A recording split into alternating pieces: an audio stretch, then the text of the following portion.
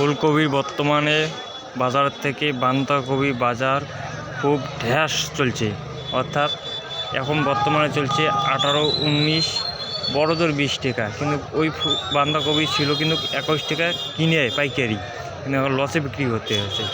আর ফুলকপি বর্তমানে চলতেছে 30, 31, 32, 33, বড় যে 34।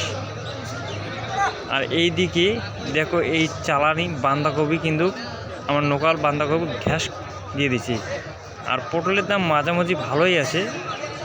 আর বিশেষ করে ফুলকপি কিন্তু অনেক চাষিরা এখন আনতেছে, আমদানি প্রচুর হইতেছে, তাই জন্য দামটা কম। এদিকে লঙ্কার দাম পাইকারি 50 টাকা, 45 টাকা কেজি। তোমাদের ভালো লাগলে অবশ্যই এই ভিডিওগুলোতে লাইক, কমেন্ট, সাবস্ক্রাইব করবেন। পেঁয়াজ 20 টাকা কেজি, আলু 10 টাকা কেজি, এগুলো পাইকারিতে